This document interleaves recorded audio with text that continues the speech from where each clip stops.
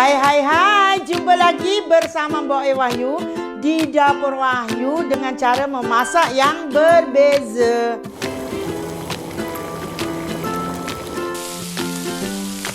Kali ini Mbak Wahyu akan memasak ayam lemak cili padi dengan cara yang mudah.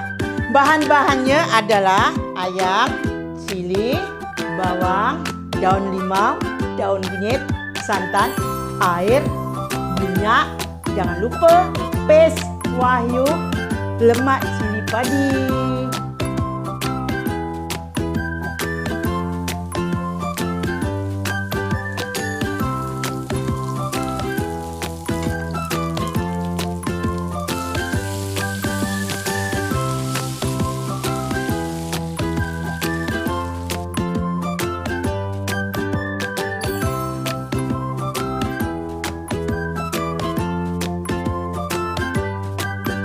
Dah siap, mudah masak dia. Coba